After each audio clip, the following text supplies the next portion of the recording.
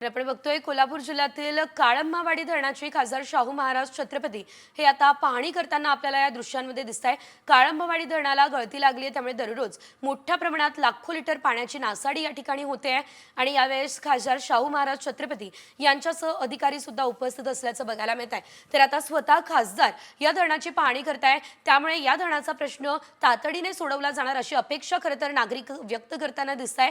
शाहू महाराज यांच्यासोबत काही महत्त्वाचे कोल्हापूर मधले अधिकारी जे आहेत ते सुद्धा उपस्थित असल्याचं बघायला मिळतंय।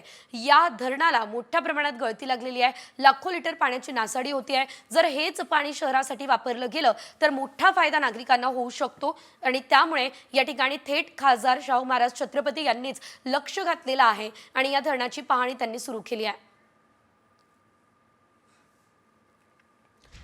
धरणाच्या गळतीची आपण बघतोय, शाहू महाराज छत्रपती यांनी पाहणी सुरू केलेली आहे।